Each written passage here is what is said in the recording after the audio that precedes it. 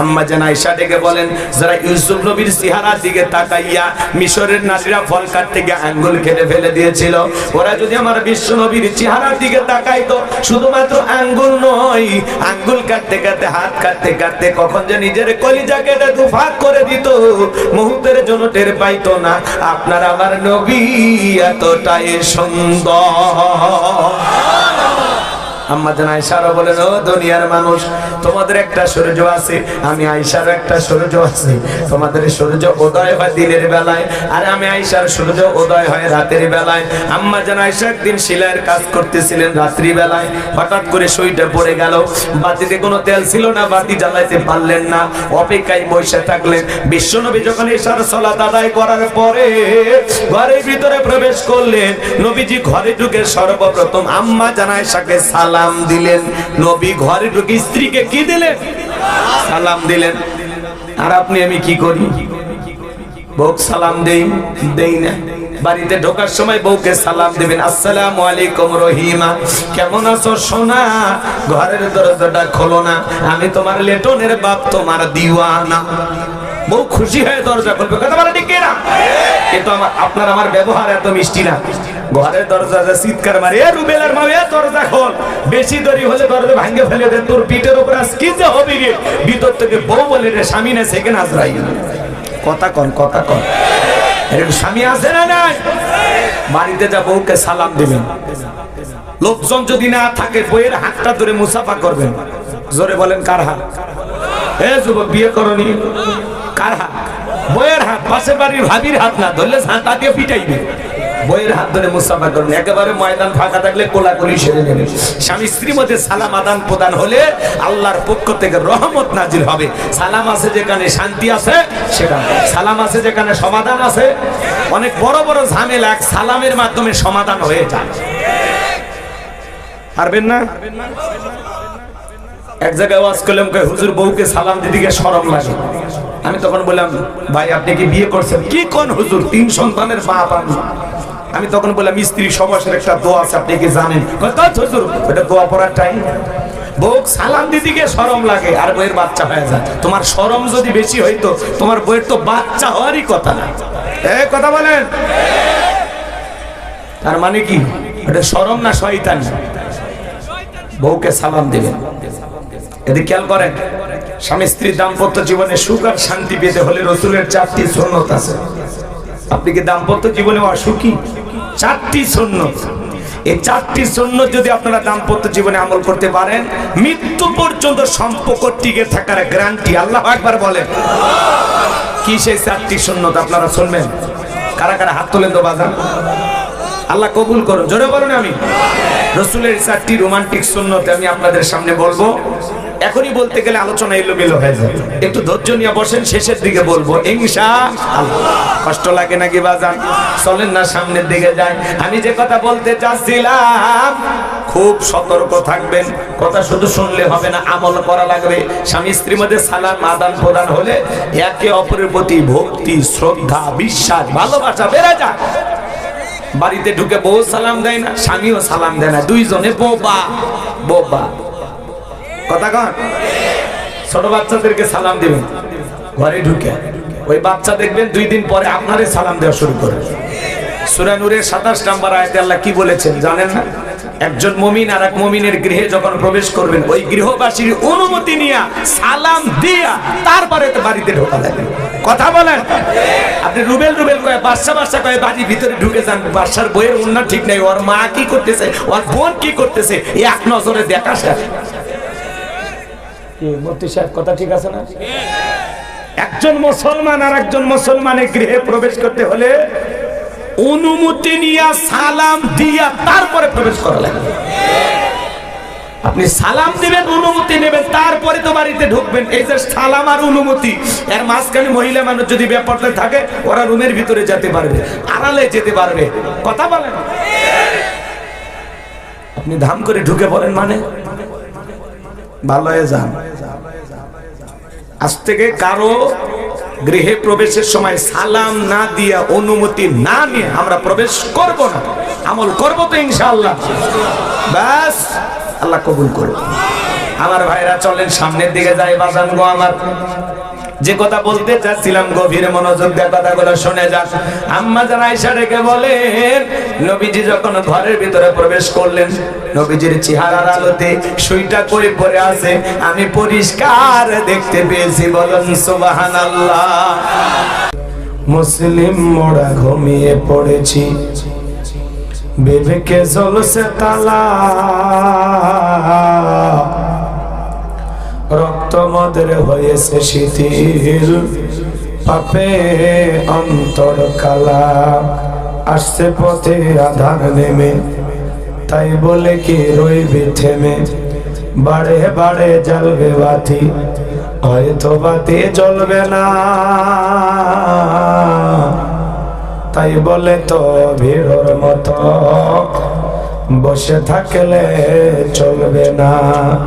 মুসলিম আমি, সংগ্রামী আমি, আমি চিররণবীর, আল্লাহকে ছাড়া কাউকে মানি না, নারাই তাকবীর। মুসলিম জাগে কারবালাতে কঠিন শপথ পড়ে, সেই মুসলিম চির উত্তম, তাই তো একত্রে শপথ নিলাম, আল্লাহ রাজ গড়ব এবার চির শান্তি শোকের নীর, আল্লাহকে ছাড়া কাউকে করি না ভয়, নারাই তাকবীর। কইরে খালেদ কইরে ওমর, এসেছে নতুন বদর, কইরে খালেদ কইরে ওমর, এসেছে নতুন বদর, কোথারে দেখবি জয়ী তরুণ মুজাহিদ, আবারও কে গাইতে হবে ঘুম ভাঙানো গীত, আবারও কে গাইতে হবে ঘুম ভাঙানো গীত। লা ইলাহা ইল্লাল্লাহ, জোরে লা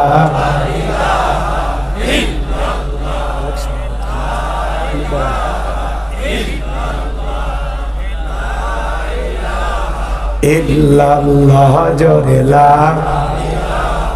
ইল্লাল্লাহ, জোরে লা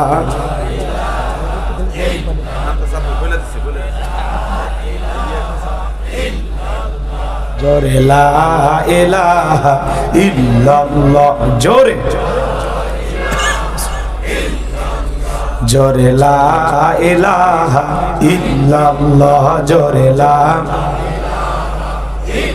সাইদ ভাইয়ের মা, মুগ্ধ ভাইয়ের মা, ইয়ামিন ভাইয়ের মা, নাহিদ ভাইয়ের মা, সাইদ ভাইয়ের মা, মুগ্ধ ভাইয়ের মা, ইয়ামিন ভাইয়ের মা, নাহিদ ভাইয়ের মা, তোমরা বড় ভাগ্যবতী, আল্লে ধরায় আলোর জ্যোতি, সালাম তোমায় জানাই ফেরেশতা, সালাম তোমায় জানাই ফেরেশতা, লা ইলাহা ইল্লাল্লাহ, জোরে লা। ফুলের বুকে থাকলে মধু ভ্রমর যেমন আসে, কোরআনের জ্ঞান থাকলে বুকে সবাই ভালোবাসে, লা ইলাহা ইল্লাল্লাহ, জোরে লা ইলাহা ইল্লাল্লাহু মুহাম্মাদুর রাসূলুল্লাহ। জবান সে এক বাক্যে পড়ছি সাল্লাল্লাহু আলাইহি ওয়াসাল্লাম। বাংলাদেশের ঐতিহ্যবাহী টাঙ্গাইল জেলার হিজুলি পূর্বপাড়া গ্রামবাসী ও যুব সমাজের উদ্যোগে আজকের দ্বিতীয় বার্ষিক ওয়াজ মাহফিলের সম্মানিত সুযোগ্য অনারেবল প্রেসিডেন্ট, বিশিষ্ট আলেমে দ্বীন, মুফাসসিরে কোরআন হযরত মাওলানা মুফতি আব্দুল মালিক সাহেব দামাত বারাকাতুহু আলিয়া, আল্লাহ পাক তার গোলামকে হায়াতে তৈয়বা সেহত বলিয়ে দান করুন, দ্বীনের খেদমতের জন্য কবুল করুন, চিল্লা বলুন আমিন। আজকের প্রোগ্রামের প্রধান অতিথি, বিশিষ্ট রাজনীতিবিদ, আপনাদের প্রিয় মানুষ, ইঞ্জিনিয়ার মোহাম্মদ আব্দুল হালিম মিয়া, আল্লাহ পাক তার গোলামকে হায়াতে তৈয়বা সিয়াতে কুল্লি দান করুন, সকলে বলুন আমিন। আজকের প্রোগ্রামের উদ্বোধক জনাব আলহাজ মোহাম্মদ শফি খান, সাবেক মেয়র, এলেঙ্গা পৌরসভা, কালিহাতি, টাঙ্গাইল। আল্লাহ পাক প্রিয় ভাইকে হায়াতে তৈয়বা সিয়াতে কুল্লি দান করুন, জনগণের খেদমতের জন্য আল্লাহ তার গোলামকে কবুল করুন, চিল্লা বলুন আমিন। আজকের প্রোগ্রামের বিশেষ অতিথিবৃন্দ, আমন্ত্রিত অতিথিবৃন্দ, আলোচনা রেখে ধন্য করেছেন জাতির শ্রেষ্ঠ সন্তান সম্মানিত ওলামা ইকরাম। কথা বলেছেন হাফেজ মাওলানা মুফতি সানোয়ার হোসাইন সাইফি দামাত বারাকাতুহু আলিয়া। আল্লাহ পাক প্রিয় ভাইয়ের কণ্ঠ দ্বীনের জন্য, ইসলামের জন্য, কোরআনের খেদমতের জন্য কবুল করুন, চিল্লা বলুন আমিন। আমার পূর্বে আলোচনা রেখে ধন্য করেছেন বিশিষ্ট ইসলামী চিন্তাবিদ, মুফাসসিরে কোরআন, তরুণ আলোচক, আমার অত্যন্ত কাছের আমার প্রিয় ভাই হযরত মাওলানা মুহাম্মদ মামুনুর রশিদ দামাত বারাকাতুহু আলিয়া। আল্লাহ পাক প্রিয় ভাইয়ের কণ্ঠকে দ্বীনের জন্য, ইসলামের জন্য, কোরআনের খেদমতের জন্য কবুল করুন, চিল্লা বলুন আমিন। অল্প সময় পেয়েছেন, তারপরেও সাজানো গোছানো চমৎকার কিছু কথা উপস্থাপন করেছেন। আমি আপনাদেরকে কয়েকবার ইশারা দিলাম, আমার ইশারা তো বুঝবেন না, বান্ধবীর ইশারা ঠিকই বুঝবেন। পুরুষ মানুষের ইশারা তো কাজে লাগে না। একটু বসেন ভাই, বসেন। আমাদেরকে যিনি দাওয়াত দিয়ে এনেছেন, বারবার মোবাইলে যোগাযোগ করেছেন মামুনুর রশিদ ভাইয়ের সাথে, অত্র এলাকার শ্রদ্ধাভাজন ব্যক্তিত্ব, আমাদের অত্যন্ত কাছের, আমাদের প্রিয় ভাই, বিশিষ্ট ব্যবসায়ী, আলেম, প্রিয় একজন ভাই, খান বংশের গর্বিত সন্তান শরীফ খান। আল্লাহ পাক যেন প্রিয় ভাইকে হায়াতে তৈয়বা সিয়াতে কুল্লি দান করেন, তার যত খেদমত আল্লাহ যেন সব কবুল করেন, ছেলে বলেন আমিন।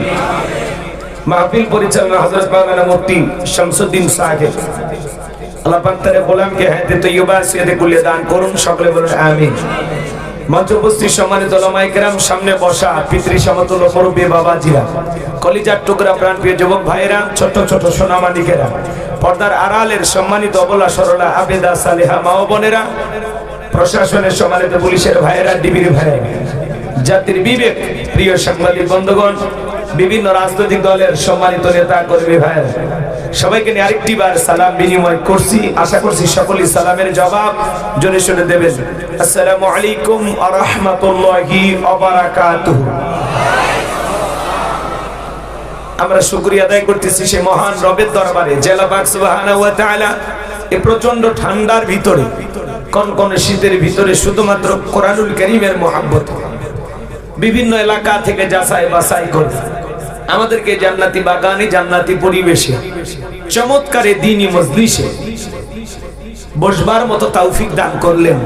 সে মহান স্রষ্টার দরবারে, সেই মহান মনিবের দরবারে সিজদা অবনত চিত্তে কালিমাতু শুকর আদায় করে পড়ছি আলহামদুলিল্লাহ। হয় নাই কৃপণতা, অলসতা দূর করে মুসলমান হিসেবে সিংহের মতো, বাঘের মতো গর্জন করে আল্লাহ দেয়া জবান দ্বারা দুইটা ঠোঁট নাড়াইয়া শরীরের সবটুকু শক্তি উজাড় করে চিৎকার মেরে বলুন আলহামদুলিল্লাহ। বলুন রব্বানা লাকাল হামদ হামদান কাসীরান তাইয়িবান মুবারাকান ফীহি।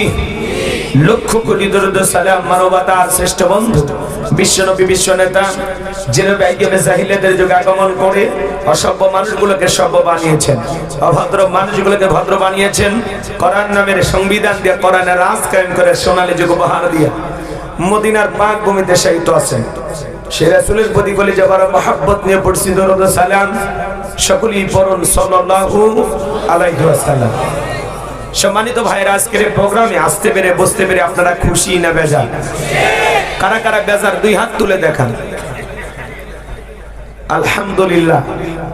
আপনারা অনেক চালাক, শ্রোতারা যদি চালাক হয় ওয়াজ করে শান্তি পাওয়া যায়, কইতে কলিকাতা বুঝেন। আজকের মাহফিলে আসতে পেরে, বসতে পেরে কারা কারা খুশি, মুখে নিয়ে হাসি, আওয়াজ দেবে বেশি।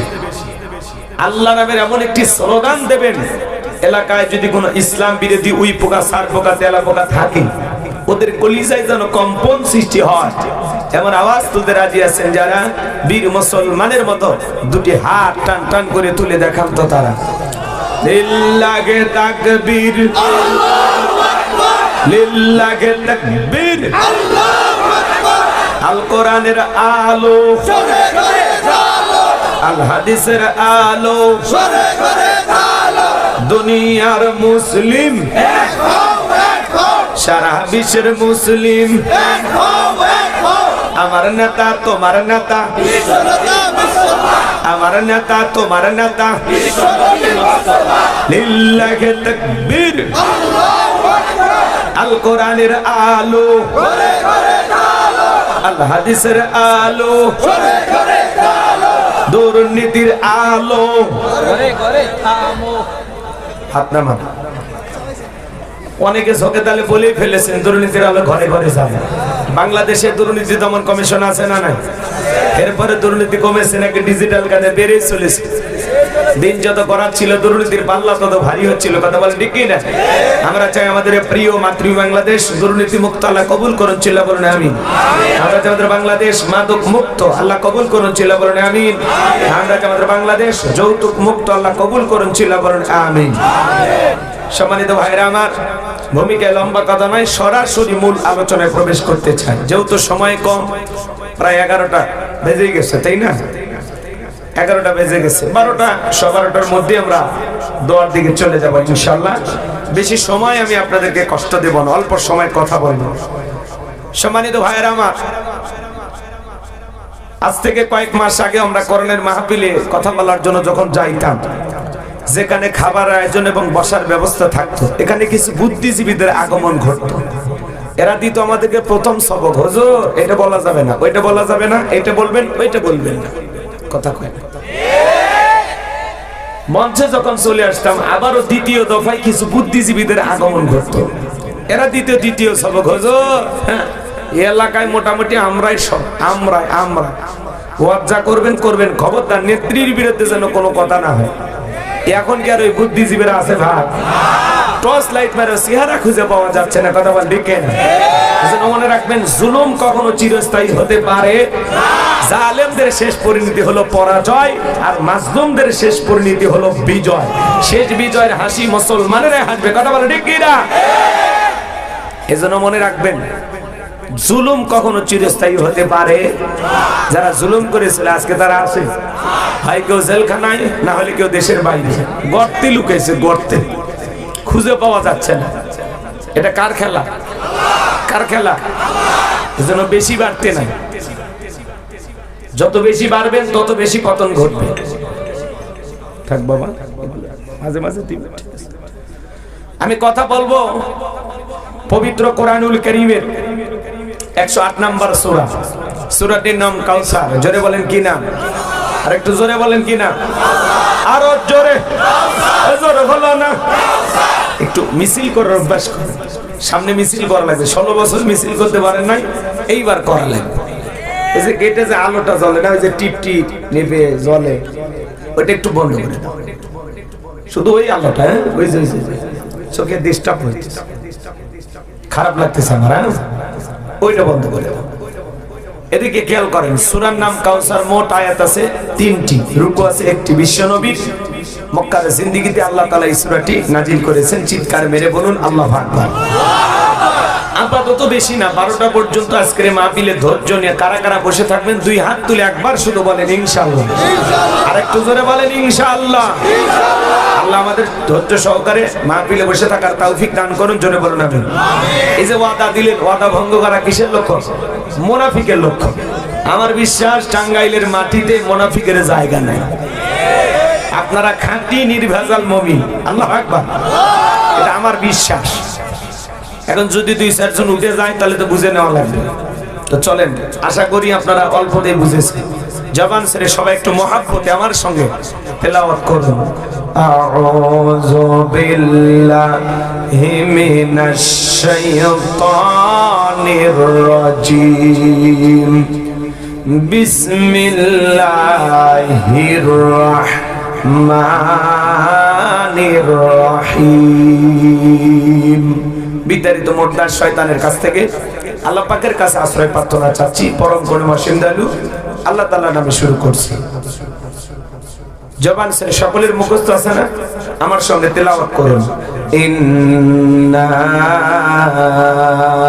আ'তাইনাকাল কাউসার ফাসাল্লি লিরাব্বিকা ওয়ানহার ইন্না শানিয়াকা হুয়াল আবতার। আল্লাহু আকবার। যে কোন আয়াত বা সূরার তাফসীর করতে হলে কোন প্রেক্ষাপটে কোন সময় আল্লাহ তাআলা সেই আয়াতটি বা সূরাটি নাজিল করেছেন, সেই নাজিলের প্রেক্ষাপট জানার দরকার আছে না নাই? আরবিতে বলা হয় শানে নজুল। যদি শানে নজুল আলোচনা করা হয় তাহলে তাফসীর বুঝতে সহজ হয়। তাহলে বিশ্ব নবীজির উপরে আল্লাহ তাআলা কোন প্রেক্ষাপটে কোন সময় সূরা কাউসার নাজিল করেছেন, আমি কি একটু নাজিলের সময়কালটা তুলে ধরবো? প্রেক্ষাপটটা কেমন ছিল আমি কি একটু বলবো? কষ্ট হবে না তো ইনশাআল্লাহ? সম্মানিত ভাইয়েরা আমার, বিশ্বনবীর প্রিয় সাহাবী হযরতে আনাস রাদিয়াল্লাহু তাআলা বলেন, নবীজি আমার চোখের সামনে বসা, খাবার হাতিমে হেলান দিয়া বসা। আমি তাকায় দেখি নবীজির মনটা ভীষণ খারাপ, মুখটা মলিন, চোখের কোনা দিয়া অশ্রু ঝরতেছে। হযরতে আনাস ডেকে বলেন, কিছুটা সময় অতিবাহিত হয়ে যাওয়ার পরে আমি তাকায় দেখি আমার নবীজি মুস্কি মুস্কি হাসতেছেন। বলুন সুবহানাল্লাহ। হযরতে আনাস ডেকে বলেন, নবী এই মাত্র দেখলাম আপনার মনটা খারাপ, মুখটা বলেন, চোখের কোনা দিয়ে অশ্রু ঝরতেছে, আবার কেনই বা মুস্কি মুস্কি হাসেন? আমার নবী কেন কাঁদেন, কেন হাসেন, এর পেছনে রহস্য আছে না নাই? নবীজির কান্না করার কারণ হলো নবীজির কলিজার টুকরা ছেলে সন্তানগুলো জন্ম নেয় আর একে একে ছেলে সন্তানগুলো মারা যায়। আবুল কাসেম মারা যায়, আবু তাহের মারা যায়, ইব্রাহিম মারা যায়। বাবা হিসাবে নবীর মনেও কষ্ট লাগে কিনা? ছেলেগুলো জন্ম নেয় আর একে একে মারা যায়। নবীজির মনে অনেক কষ্ট, অনেক ব্যথা। অন্যদিকে নবীজির কাছের চাচা নাম হলো আবুল আহাব, ডেকে বলে, ভাতিজা তোমার বংশে ভাতিজা কেউ থাকলো না, তুমি একটা লেজ কাটা, তুমি একটা নির্বংশ, তুমি একটা হাত করে। যদিও রাসূলের 4টা কন্যা সন্তান জীবিত ছিল, এরপরেও নবীজির কাছের চাচা আবুল আহাব সমালোচনা করে, বলেন তো বাজান তাতে নবীজির মনের কষ্ট কমে না বাড়ে? আপনারাই বলুন, আল্লাহ না করুক আপনার আমার সন্তান যদি মারা যায়, কাছের আত্মীয় স্বজনদের উচিত বিপদের দিনে সান্ত্বনা দেওয়া। বাবা তুমি সবর করো, ধৈর্য ধারণ করো, জীবন মৃত্যুর মালিক আল্লাহ। আল্লাহ সন্তান দিয়েছে, আল্লাহ নিয়েছে। আল্লাহ যদি চায় বছর না ঘুরতে আবারও তোমাদের ঘর আলোকিত করে সন্তান দিতে পারেন, তিনি কে? তাহলে কাছের মানুষদের উচিত বিপদের দিনে সান্ত্বনা দেওয়া, সবরের কথা বলা, ধৈর্যের ওয়াজ করা। কিন্তু নবীজির চাচা আবুল আহাব এতটাই খারাপ, দেখে বলে, ভাতিজা তোমার বংশে ভাতিজানোর কেউ থাকলো না, তুমি একটা লেজ কাটা, তুমি একটা নির্বংশ। জোরে কোন নাউজুবিল্লাহ। এই আবুল আহাব কিন্তু আবু জেহেলের চাইতেও খারাপ। আবু জেহেলের নামে আল্লাহ কোন সূরা দেয়নি, কিন্তু আবুল আহাবের নামে দিয়েছে। শুধু আবুল আহাব খারাপ না, আবুল আহাবের বউও খারাপ। কথা কয় না? এটা সূরা আল-আহকাফের তাফসীর করলে আপনারা বুঝতে পারতেন, কিন্তু ওই দিকে যাওয়ার সুযোগ নেই। গভীর মনোযোগ দিয়ে শুনবেন বাজান। নবীজির ছেলে সন্তানগুলো জন্ম নেয় আর একে একে মারা যায়। কেন নবীজির সন্তানগুলো শিশুকালে বিদায় নিল? অনেক পয়গম্বরের সন্তান যৌবন পর্যন্ত জীবিত ছিল, প্রাপ্ত বয়স হওয়া পর্যন্ত। নবীজির একটা ছেলে সন্তান কেন জীবিত থাকলো না? আল্লাহ তাআলা কেন তাদেরকে শিশুকালে উঠিয়ে নিলেন? এর পেছনে কারণ আছে না নাই? নবীজির ছেলে সন্তানগুলো শিশুকালে বিদায় নেওয়ার পিছনে কারণ আছে 3টি। জোরে বলেন কয়টি? নবীর উম্মত হিসেবে জানতে মনে চায় না কি সেই 3টি কারণ, কি সেই রহস্য? কারা কারা শুনবেন? 2 হাত তুলে আল্লাহকে দেখান। লিল্লাহি তাকবীর। কি সেই 3টে কারণ যদি আমি আলোচনা করি তাহলে 3 নাম্বার আয়াতের আলোচনা করা লাগবে। আমি কি 1 নাম্বার আয়াত বাদ দিয়ে 3 নাম্বারে যাব, নাকি আস্তে আস্তে শুরু করা যাক? তাহলে আমার ভাইয়েরা, একে তো সন্তান হারানোর ব্যথা, অন্যদিকে কাফেরদের সমালোচনা, আবার সাহাবায়ে কেরাম যারা ইসলাম ধর্ম গ্রহণ করে কাফের বেঈমানরা তাদের উপর নির্যাতন জুলুমের স্টিম রোলার চালায়। হযরতে বেলাল তখনও কালেমা পড়ে মুসলমান হন নাই। নবীজি আমার রাতের বেলায় দারুল আরকামে বসা, হযরতে বেলাল বিশ্ব নবীর দরবারে উপস্থিত হয়ে গেলেন। নবীজির চেহারার দিকে তাকাইয়া দেখে বলেন, নবী গো, আপনার চাইতে সুন্দর মানুষ আমি জীবনে কোনোদিন দেখি নাই। বলুন সুবহানাল্লাহ। আপনার আমার নবী কতটা সুন্দর ছিলেন জানেন? হযরতে সাবের রাদিয়াল্লাহু তাআলা বলেন, পূর্ণিমা রাত আমি রাসূলের বাড়িতে গিয়েছিলাম, সেদিন দেখেছিলাম চাঁদ উদয় হয়েছে দুইটা, একটা চাঁদ আসমানে আর একটা চাঁদ জমিনে। হযরতে সাবের বলেন, আমি একবার আকাশের পূর্ণিমার চাঁদের দিকে তাকাই, আর একবার বিশ্ব নবীর চেহারার দিকে তাকাই। হযরতে সাবের রাদিয়াল্লাহু তাআলা বলেন, ওই আকাশের পূর্ণিমার চাঁদের চাইতেও বিশ্ব নবীকে আমার কাছে বেশি সুন্দর মনে হয়। একটু চিৎকার মেরে বলেন সুবহানাল্লাহ। আমার ভাইরা, আপনার আমার নবী কতটা সুন্দর ছিলেন জানেন? আম্মা জান আয়েশা ডেকে বলেন, যারা ইউসুফ নবীর চেহারার দিকে তাকাইয়া মিশরের নারীরা ফল কাটতে গিয়ে আঙ্গুল কেটে ফেলে দিয়েছিল, ওরা যদি আমার বিশ্ব নবীর চেহারার দিকে তাকাইতো, শুধুমাত্র আঙ্গুল নয়, আঙ্গুল কাটতে কাটতে হাত কাটতে কাটতে কখন যে নিজের কলিজা কেটে দুফাক করে দিত, মুহূর্তের জন্য টের পাইতো না। আপনার আমার নবী এতটাই সুন্দর। আম্মা জান আয়েশা বলেন, ও দুনিয়ার মানুষ, তোমাদের একটা সূর্য আছে, আমি আয়েশার একটা সূর্য আছে। তোমাদের সূর্য উদয় হয় দিনের বেলায়, আর আমি আয়েশার সূর্য উদয় হয় রাতের বেলায়। আম্মা জান আয়েশা একদিন সেলাইয়ের কাজ করতেছিলেন রাত্রি বেলায়, হঠাৎ করে সুইটা পড়ে গেল। বাতিতে কোনো তেল ছিল না, বাতি জ্বালাইতে পারলেন না, অপেক্ষায় বসে থাকলেন। বিশ্বনবী যখন এশার সালাত আদায় করার পরে ঘরের ভিতরে প্রবেশ করলেন, নবীজি ঘরে ঢুকে সর্বপ্রথম আম্মা জান আয়েশাকে সালাম দিলেন। নবী ঘরে ঢুকে স্ত্রীকে কি দিলেন? সালাম দিলেন। আর আপনি আমি কি করি? বউ সালাম দেই না। বাড়িতে ঢোকার সময় বউকে সালাম দিবেন, আসসালামু আলাইকুম রহিমা, কেমন আছো সোনা? ঘরের দরজাটা খোলো না, আমি তোমার লেটনের বাপ, তোমার দিওয়ানা। বউ খুশি হয়ে দরজা খুলবে, কথা বলে ঠিক না? কিন্তু আপনার আমার ব্যবহার এত মিষ্টি না। ঘরের দরজা চিৎকার মারে, এ রুবেলার মা, এ দরজা খোল। বেশি দেরি হলে দরজা ভাঙে ফেলে দে, তোর পিঠের উপর আজ কি যে হবে রে। ভিতর থেকে বউ বলে রে, স্বামী না সেকেন্ড আজরাইল। কথা কন, কথা কন। এরকম স্বামী আছে না নাই? বাড়িতে যা বউকে সালাম দিবেন। লোকজন যদি না থাকে, বইয়ের হাতটা ধরে মুসাফা করবেন। জোরে বলেন, কার হাত? এ যুবক, বিয়ে করনি, কার হাত? বইয়ের হাত। পাশের বাড়ির ভাবির হাত না ধরলে ঝাঁটা দিয়ে পিটাইবে। বইয়ের হাত ধরে মুসাফা করবেন। একেবারে ময়দান ফাঁকা থাকলে কোলাকুলি সেরে নেবেন। স্বামী স্ত্রীর মধ্যে সালাম আদান প্রদান হলে আল্লাহর পক্ষ থেকে রহমত নাজিল হবে। সালাম আছে যেখানে শান্তি আছে সেখানে, সালাম আছে যেখানে সমাধান আছে। অনেক বড় বড় ঝামেলা এক সালামের মাধ্যমে সমাধান হয়ে যায়। পারবেন না? এক জায়গায় ওয়াজ করলাম, হুজুর বউকে সালাম দিতে গিয়ে শরম লাগে। আমি তখন বললাম, ভাই আপনি কি বিয়ে করছেন? কি কোন হুজুর, 3 সন্তানের বাপ আমি। আমি তখন বললাম, স্ত্রী সমাসের একটা দোয়া আছে, আপনি কি জানেন? হুজুর, এটা দোয়া পড়ার টাইম। বউ সালাম দিতে গিয়ে শরম লাগে, আর বউয়ের বাচ্চা হয়ে যায়। তোমার শরম যদি বেশি হইতো, তোমার বউয়ের তো বাচ্চা হওয়ারই কথা না। কথা বলেন। তার মানে কি এটা শরম না শয়তানি? বউকে সালাম দিবেন। এদিকে খেয়াল করেন, স্বামী স্ত্রীর দাম্পত্য জীবনে সুখ আর শান্তি পেতে হলে রাসূলের 4টি সুন্নাত আছে। আপনি কি দাম্পত্য জীবনে অসুখী? 4টি সুন্নাত। এই 4টি সুন্নাত যদি আপনারা দাম্পত্য জীবনে আমল করতে পারেন, মৃত্যু পর্যন্ত সম্পর্ক টিকে থাকার গ্যারান্টি। আল্লাহু আকবার বলেন। কি সেই 4টি সুন্নাত আপনারা শুনবেন? কারা কারা হাত তোলেন তো বাজান। আল্লাহ কবুল করুন, জোরে বলুন আমি। রাসূলের 4টি রোমান্টিক সুন্নাত আমি আপনাদের সামনে বলবো। এখনই বলতে গেলে আলোচনা এলোমেলো হয়ে যাবে, একটু ধৈর্য নিয়ে বসেন, শেষের দিকে বলবো ইনশাআল্লাহ। কষ্ট লাগে নাকি বাজান? চলেন না সামনের দিকে যাই। আমি যে কথা বলতে চাচ্ছিলাম, খুব সতর্ক থাকবেন। কথা শুধু শুনলে হবে না, আমল করা লাগবে। স্বামী স্ত্রীর মধ্যে সালাম আদান প্রদান হলে একে অপরের প্রতি ভক্তি, শ্রদ্ধা, বিশ্বাস, ভালোবাসা বেড়ে যায়। বাড়িতে ঢুকে বউ সালাম দেয় না, স্বামীও সালাম দেয় না, দুইজনে বোবা বোবা। কথা কন। ছোট বাচ্চাদেরকে সালাম দিবেন ঘরে ঢুকে, ওই বাচ্চা দেখবেন 2 দিন পরে আপনারে সালাম দেওয়া শুরু করে। সূরা নূরের 27 নম্বর আয়াতে আল্লাহ কি বলেছেন জানেন না? একজন মুমিন আর এক মুমিনের গৃহে যখন প্রবেশ করবেন ওই গৃহবাসীর অনুমতি নিয়ে সালাম দিয়া তারপরে তো বাড়িতে ঢোকা লাগবে। কথা বলেন। আপনি রুবেল রুবেল কয়ে বাদশা কয়ে বাড়ির ভিতরে ঢুকে যান, বাদশার বইয়ের উন্না ঠিক নাই, ওর মা কি করতেছে, ওর বোন কি করতেছে, এক নজরে দেখা শেষ। মুফতি সাহেব কথা ঠিক আছে না?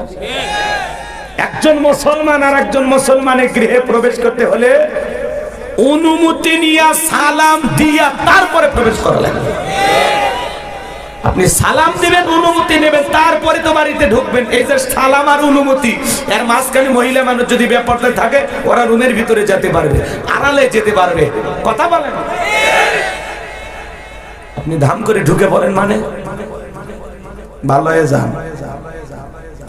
আজ থেকে কারো গৃহে প্রবেশের সময় সালাম না দিয়া অনুমতি না নিয়ে আমরা প্রবেশ করব না। আমল করব তো ইনশাআল্লাহ। ব্যাস আল্লাহ কবুল করুন। আমার ভাইরা চলেন সামনের দিকে যাই। বাজান গো আমার, যে কথা বলতে চাচ্ছিলাম গভীর মনোযোগ দিয়ে কথাগুলো শুনে যান। আম্মা জান আয়েশা রেখে বলেন, নবীজি যখন ঘরের ভিতরে প্রবেশ করলেন, নবীজির চেহারার আলোতে সুইটা করে পড়ে আছে আমি পরিষ্কার দেখতে পেয়েছি। বলেন সুবহানাল্লাহ। নবীর সম্মান মর্যাদা কত জানেন? এক জায়গায় ওয়াজ করলাম, ভাই বলে তো আমাদের নবীর নাম কি? বলে হুজুর আব্দুল কাদের জিলানী। পীর সাহেবের নাম মুখস্থ আছে কিন্তু কপাল পোড়া আমার দয়ার নবীর নামটাও বলতে পারে না। নবীর সম্মান মর্যাদা কত জানেন? সে নবী হ্যাঁ বললে তামাম পৃথিবীবাসীর জন্য আল্লাহ পাক হালালে পরিণত করে দেয়, যে নবী না বললে তামাম পৃথিবীবাসীর জন্য আল্লাহ পাক হারামে পরিণত করে দেয়। জমিনে যখন পথ চলতেন আসমানের এক খণ্ড মেঘ এসে বিশ্ব নবীকে ছায়া প্রদান করতেন। বলুন সুবহানাল্লাহ। যেই নবীর চেহারার উপরে মশা মাছি ভরা হারাম, নবীজি যখন ঘেমে যেতেন নবীজির দেগের ঘামগুলো আম্মা জেনারা শিশির ভিতরে জমা রাখতেন। বিশেষ দিনে নবীজির দেগের ঘামগুলো সুগন্ধি হিসেবে ব্যবহার করা হতো। বলুন সুবহানাল্লাহ। হযরত আনাস দেখে বলেন, নবীজির দেগের ঘামের চাইতে দামি সুগন্ধি আমি জীবনে কোনদিন নাকি পাইনি। বলুন সুবহানাল্লাহ। নবীজি থুতু নিক্ষেপ করলে সেখান থেকে সুগন্ধি বের হইতো। নবীজি পথ চলে গেলে ওই রাস্তা দিয়ে কাফেররাও বলতে পারতো যে এই রাস্তা দিয়ে নবী মুহাম্মদ চলে গেছে, সুগন্ধি ছড়াইতো। সুবহানাল্লাহ। আমার ভাইয়েরা, নবীজি যখন ওযু করতেন নবীজির ওযুর পানি দিয়ে সুগন্ধি বের হয়ে যাইতো। সুবহানাল্লাহ বলেন, সুবহানাল্লাহ বলেন। কেমন নবী পাইছি বাজান, যে নবী আসমানের চাঁদের দিকে ইশারা করলে চাঁদ দুই টুকরো হয়ে যায়। আল্লাহু আকবার। জমিনে পা তুলে মাওলা পাকের আরশে আজিমে পৌঁছে যায়। আল্লাহু আকবার। যেই ছাগলের স্তনে দুধ নাই, বিশ্ব নবীর যদি হাতটা লেগে যায় দুধে পরিপূর্ণ হয়ে যায়। যেই খাবার 2-3 জন মানুষ খাবে সেই খাবারে যখন বিশ্ব নবীর হাতটা লেগে যায় শত শত মানুষ খাবার কেউ যেমন খাবার তেমনি থাকে। যেই নবীর চেহারার দিকে তাকাইলে পেটের ক্ষুধা চলে যাইতো। সুবহানাল্লাহ। সেই নবীর কাছে হযরতে বেলাল কথা মনে আছে না নাই? বেলাল ডেকে বলে, নবী আপনার চাইতে সুন্দর মানুষ আমি কোনোদিন দেখি নাই। ও নবী, আপনি কালেমার দাওয়াত দেন, ইসলামের প্রচার প্রসার করেন, দয়া করে আমি বেলালকে একটু কালেমা পড়ায় দেন। বিশ্ব নবী হযরত বেলালকে পড়ায় দিলেন, লা ইলাহা ইল্লাল্লাহু মুহাম্মাদুর রাসূলুল্লাহ সাল্লাল্লাহু আলাইহি ওয়াসাল্লাম। হযরত বেলাল কালেমা পড়ে মুসলমান হয়ে গেল। নবী আমার ডেকে বলে, বেলাল ইসলামের অবস্থা এখন ভালো না, কালেমা পড়ে আপাতত প্রকাশ করা যাবে না।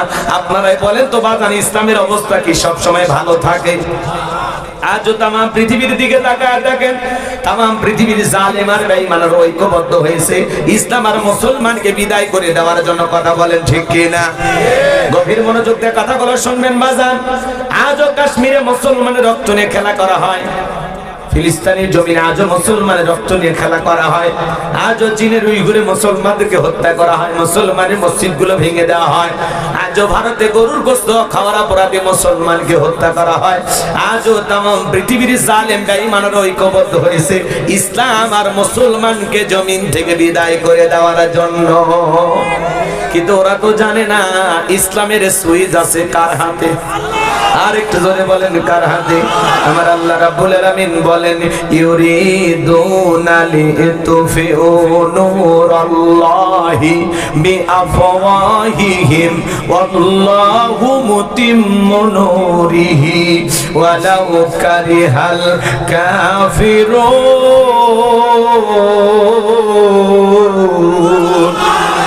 সূরা সফ আয়াত নাম্বার 8। আমার আল্লাহ রাব্বুল আলামিন জানিয়ে দিলেন কাফেররা চাই মুখের ফুৎকারে দিনের আলোকে, ইসলামের আলোকে, কোরআনের আলোকে নিভায়া দিতে।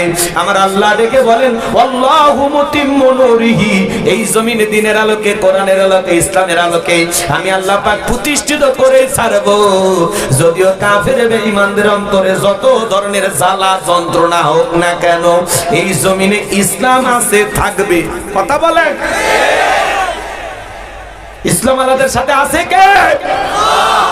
এই জন্য মুসলমানের রক্ত নিয়ে যারা খেলা করে এদের জীবনের পরিণতি ভালো হয় না। নমরুদ ফিরাউনের জায়গা যেমন পৃথিবীর জমিনে হয়নি, আজ যারা মুসলমানের রক্ত নিয়ে খেলা করতেছে ওই জালেমদের জায়গা পৃথিবীর জমিনে হবে না, হবে না। নমরুদ ফিরাউনের মতো ওই জালেমদেরকেও বিদায় নিতে হবে। কথা বলা ঠিক না?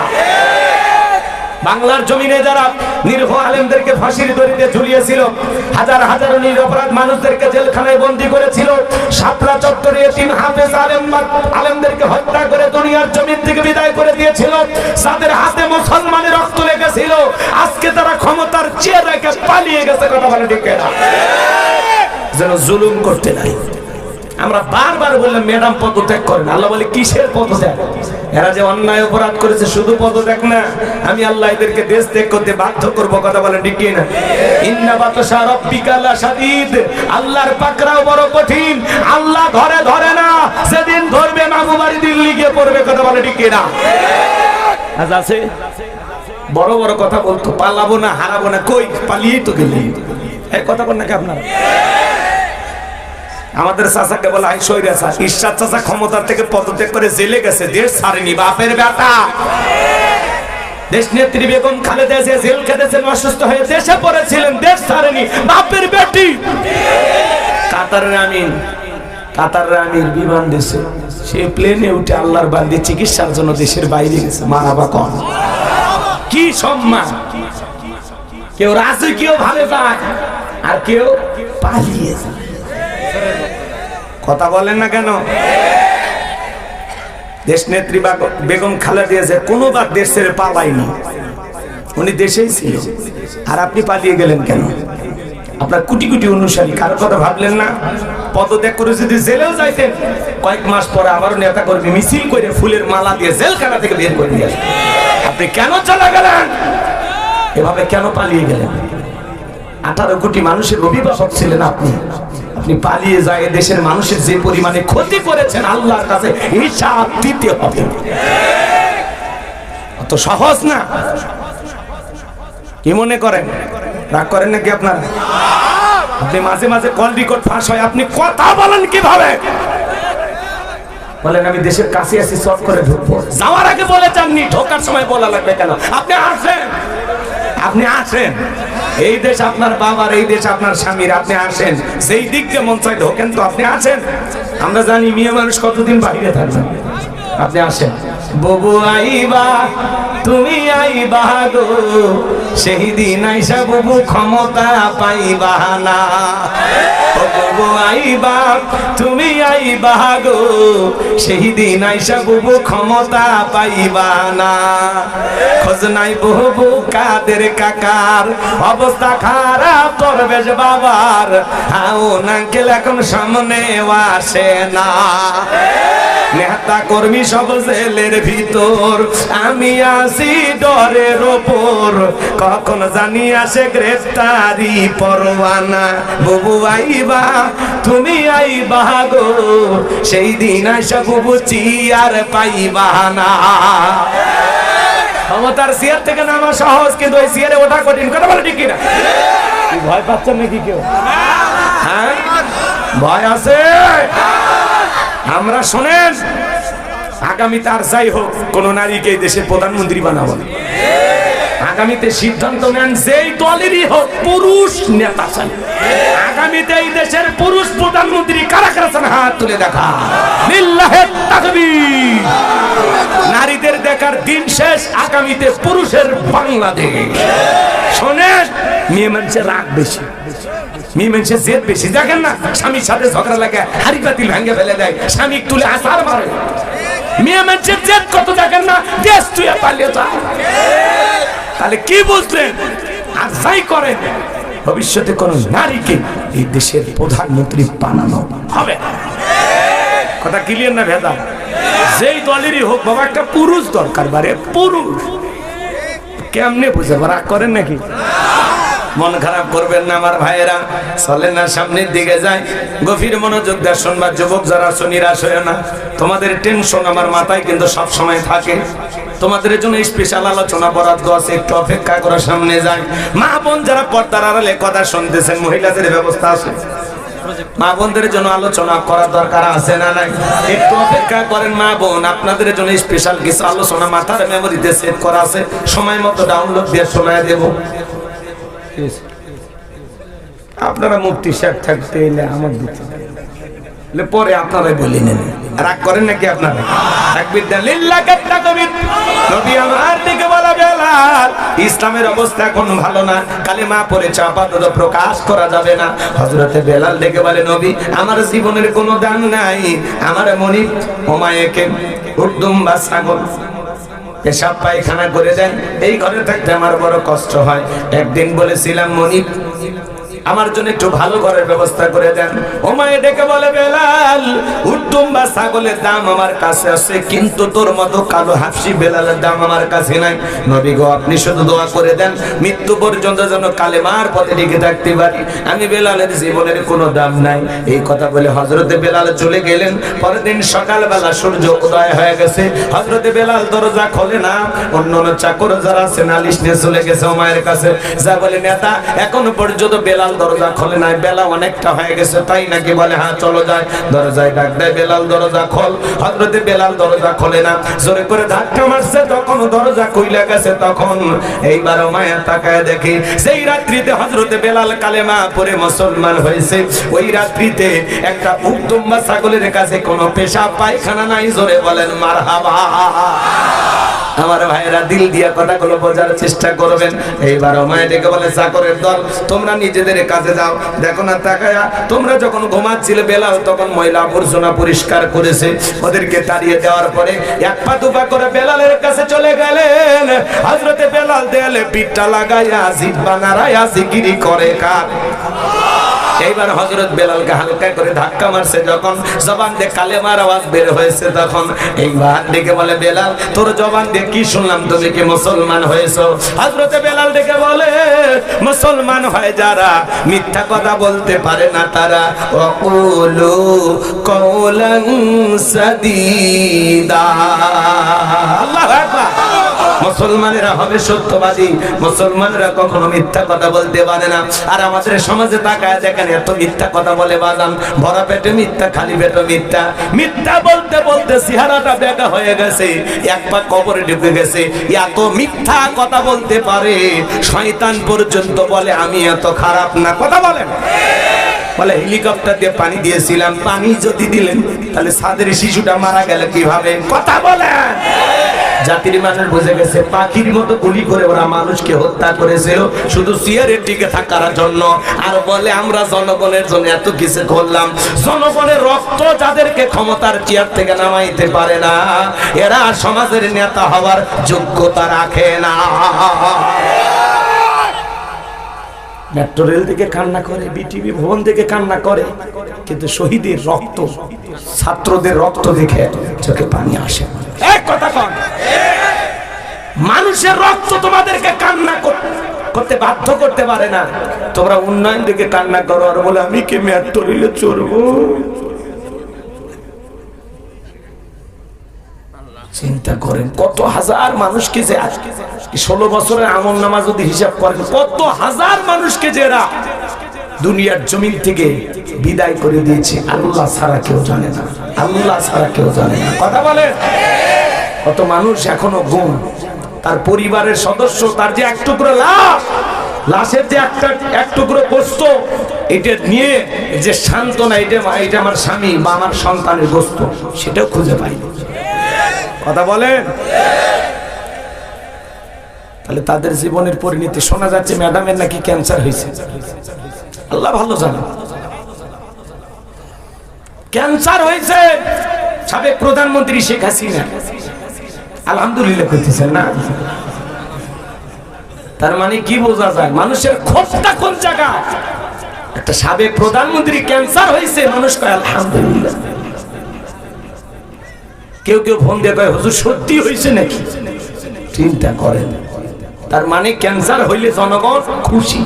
তাহলে কি নেতৃত্ব দিলেন? আপনার ক্যান্সারের কথা শুনে মানুষ আনন্দিত হচ্ছে, আলহামদুলিল্লাহ বলতেছে। কি নেতৃত্ব দিলেন? কই আপনার জন্য তো কেউ দোয়া করতেছে না। ওনার ক্যান্সার হয়েছে, দোয়া তো করা দরকার, আল্লাহ যেন ওনাকে ক্যান্সার থেকে মুক্তি দান করে। দোয়া করবেন না তো? কই দোয়া তো করতেছেন না আপনারা? হ্যাঁ, দোয়া করবেন না? তার মানে কি কি দোয়া করবেন না? তো সবাই বলতেছেন দোয়া করবেন না, কি বদ দোয়া করবেন? কিচ্ছু করার দরকার নেই। ওনার ফলাফল আল্লাহ দেবে, ওনার যেরকম কর্ম সে অনুযায়ী আল্লাহ যেন তাকে ফল দেয়। কথা বলে ঠিক কিনা? নিজের কৃত কর্মের ফল নিজেকে তো ভোগ করা লাগবে। কুল্লু নাফসিন বিমা কাসাবাত রহিনা, প্রত্যেকটা ব্যক্তি তার নিজ কৃত কর্মের কাছে আবদ্ধ। ওনার জীবনের কৃত কর্মের হিসাব ওনাকেই দিতেই হবে, দিতেই হবে। কথা বলে ঠিক কিনা? আজকে ক্যান্সার হয়েছে ওনার, কই সারা দেশের দোয়া হবে ম্যাডামের জন্য। মসজিদে মসজিদে ক্ষমতা থাকলে তো দোয়া হইতো, বাধ্য হয়ে শ্মশান ঘাটে দোয়া করেন। ওরে বাবা, যাই হোক বাজান গো আমার, সাবেক প্রধানমন্ত্রী শেখ হাসিনার ক্যান্সারের কথা শুনে আপনারা আনন্দিত হয়ে যাচ্ছেন, অনেকে আলহামদুলিল্লাহ লেখে পোস্ট করতেছেন বাজান।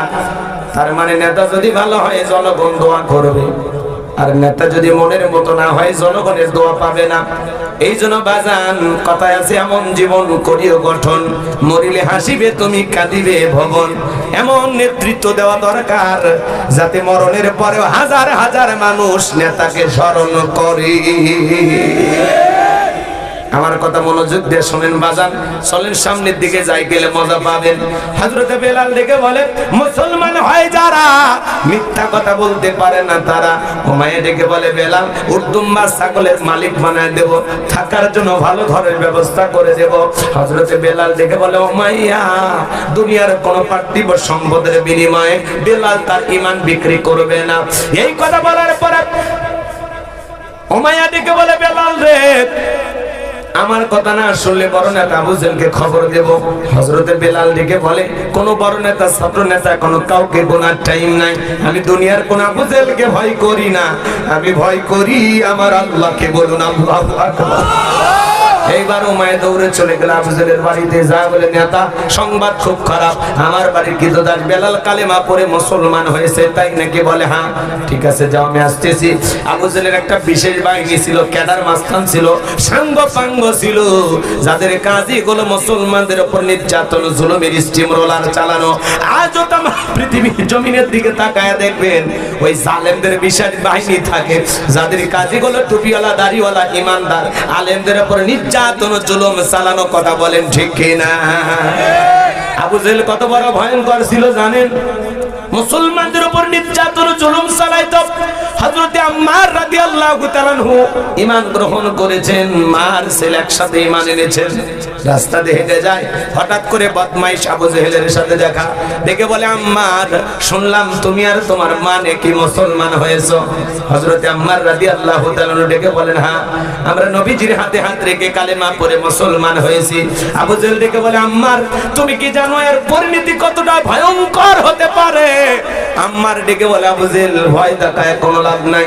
এইবারে পাষণ্ড আবু জেহেল মার ছেলে দুইজনকে দুইটা খুঁটির সাথে বাঁধলেন, আর ডেকে বলে, আম্মার এখন যদি একটা খেলা দেখাই কি হবে বল? হযরতে আম্মার বলে, কি খেলা দেখাইবা? বলে, তোর চোখের সামনে যদি তোর মাকে আমরা উলঙ্গ করি কেমন হবে বল? হযরতে আম্মার রাদিয়াল্লাহু তাআলা মাথাটা নিচু করলেন। এইবার আবু জেহেল চলে গেল সুমাইয়ার কাছে, আঘাত করতে করতে একটানে দেহ থেকে কাপড় খুলে ফেলে দিলেন। হযরতে সুমাইয়া মাটিতে পড়ে গেলেন। আবু জেহেল দিকে বলে, এই যুবকেরা আম্মারের মাথাটা উঁচু করে তুলে ধরো, ওর মাকে একবার দেখুন। মাথাটা যখন উঁচু করে তুলতে যায়, হযরতে আম্মার রাদিয়াল্লাহু তাআলা ডেকে বলেন, আল্লাহ, এই দৃশ্য দেখার আগে জমিনটা যদি ফাঁক হয়ে যেত এটাই ভালো ছিল। আবু জেহেল ডেকে বলে, আম্মার এখনো বল কালেমা ছাড়বি কিনা? ওই অবস্থায় ওই পজিশন থেকে সুমাইয়া রাদিয়াল্লাহু তাআলা ডেকে বলেন, আমার সন্তান আম্মার, বেঈমানদের কথা ঈমান ছাড়বি না, ওরা আমার উপর নির্যাতন জুলুম করতে পারে। ও আমার সন্তান, খবরদার, বেঈমানদের কথা ঈমান ছাড়বা না। এইবার আবু জেহেল একটা বর্ষা দিয়া হযরতে সুমাইয়া রাদিয়াল্লাহু তাআলা লজ্জাস্থানে আঘাত করতে করতে রক্ত দিয়ে রাজপথ মেখে গেল। শাহাদাতের পেয়ালা পান করবেন এমত অবস্থায় সন্তান আম্মারকে ডেকে বলে, আমার সন্তান, আমি শাহাদাতের পেয়ালা পান করতে যাচ্ছি, আমি আমার নাকে জান্নাতের সুঘ্রাণ পাইতেছি।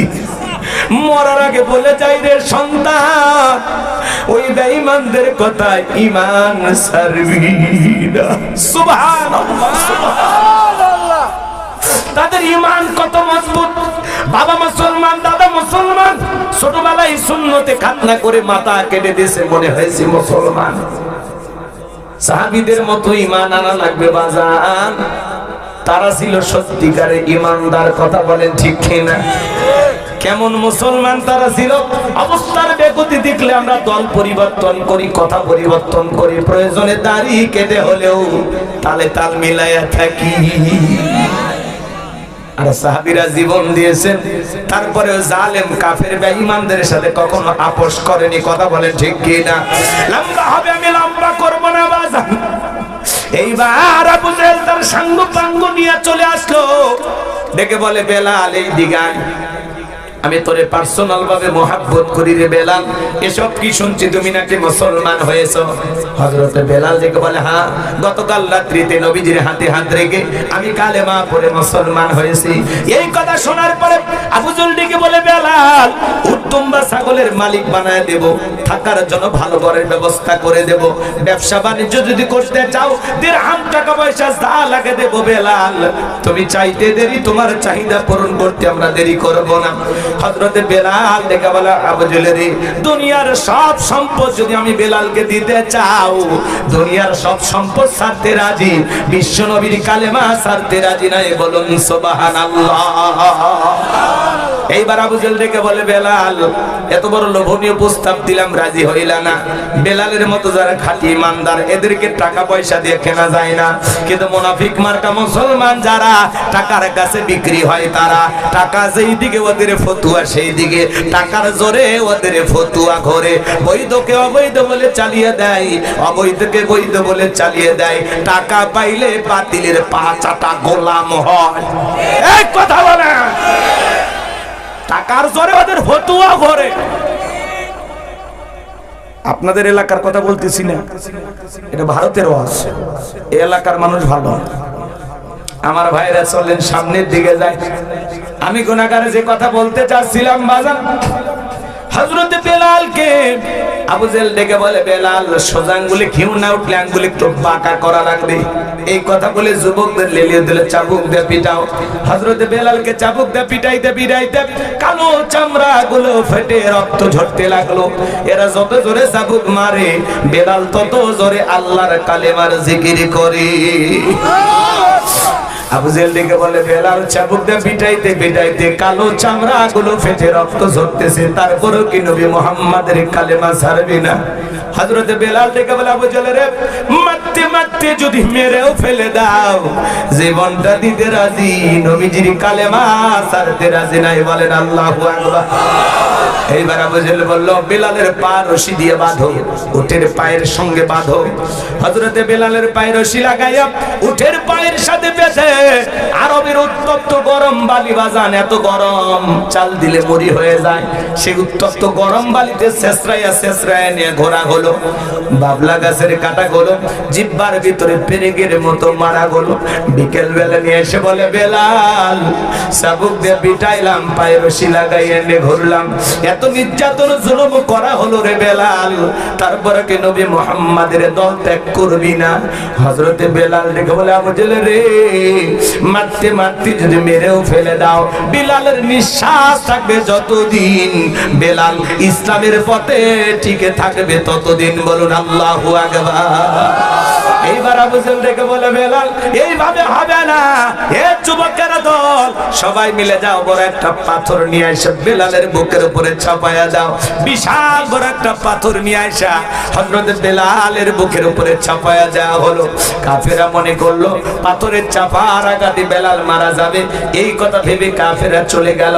হাত পা বেদা, পা বেদা, রক্তাক্ত জিহ্বা দিয়া চোখের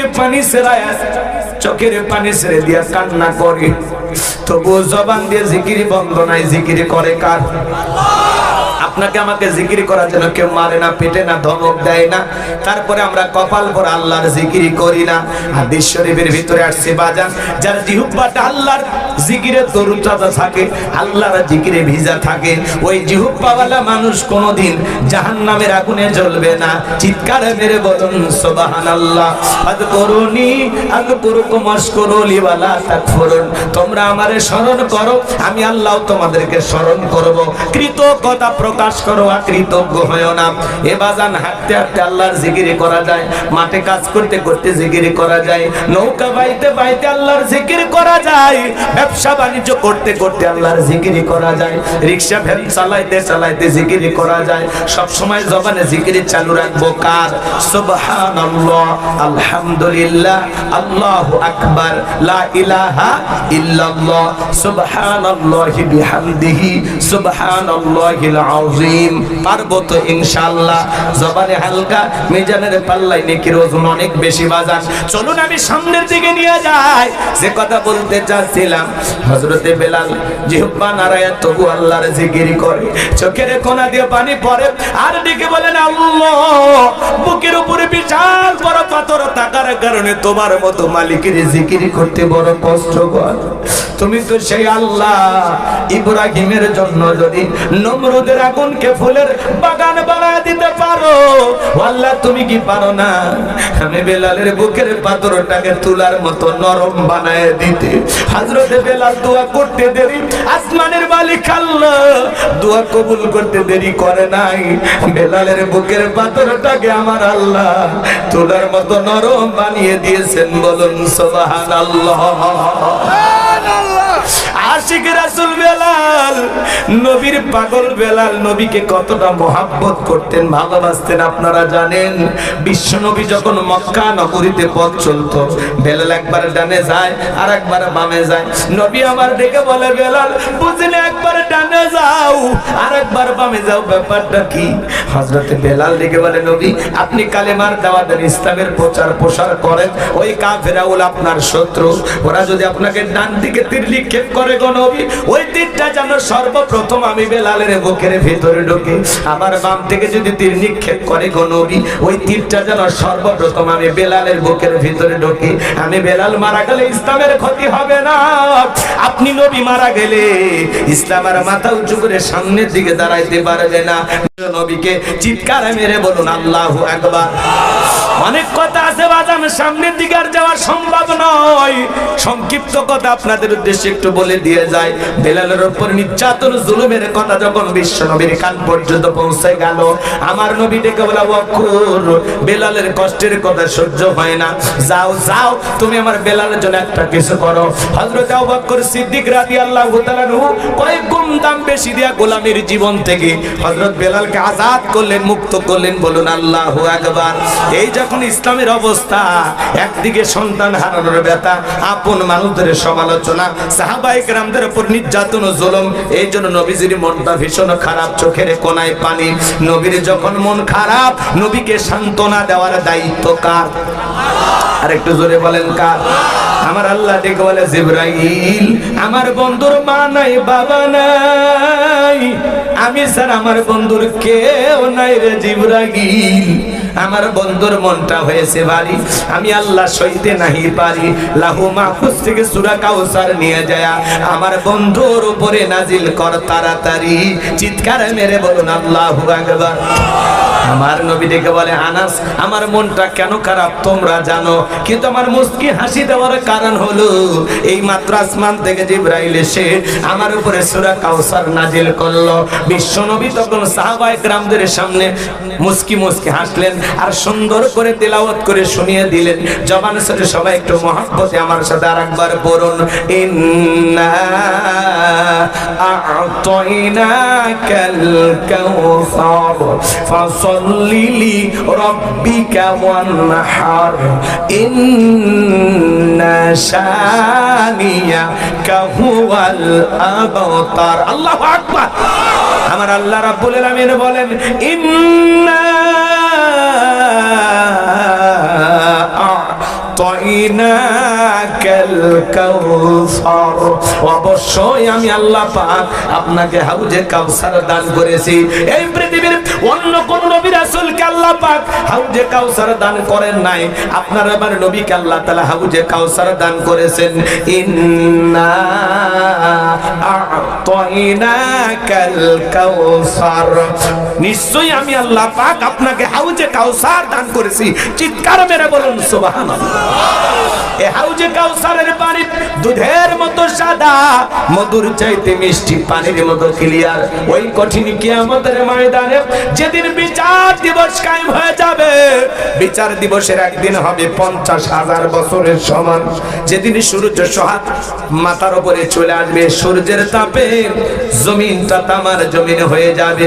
সেদিন পাহাড় পর্বত, নদী নালা, খাল বিল, বিল্ডিং আমার কোনো কিছু থাকবে না।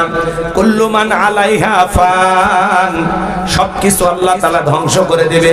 কোনো বাংলাদেশ থাকবে না, আমেরিকা থাকবে না, লন্ডন থাকবে না, জাপান, ভুটান কোনো কিছু থাকবে না। এ বাজার, এই পৃথিবীর যত দামের বিল্ডিং আমার যা দেখেন সব কিছু আল্লাহ তাআলা তছনছ করে দিবেন, ধ্বংস করে দিবেন, কোনো কিছু অবশিষ্ট থাকবে না। ওই কঠিন কিয়ামতের ময়দানে বেঈমানদের জিহ্বা ঝুলে আসবে নাভি পর্যন্ত। ওই কঠিন কিয়ামতের ময়দানে আল্লাহর আরশের ছায়া ছাড়া আর কোনো ছায়া থাকবে না। আল্লাহর আরশের ছায়ার নিচে আল্লাহ 7 শ্রেণীর মানুষকে ছায়া দান করবেন। এটা হলো কিয়ামতের ময়দানে আল্লাহর তৈরি করা ভিআইপি গ্যালারি। সেখান থেকে আল্লাহর সেই সমস্ত প্রিয় বান্দারা কিয়ামতের ফাইনাল খেলা উপভোগ করবেন। বলুন সুবহানাল্লাহ। কিয়ামতের ময়দান বড় কঠিন।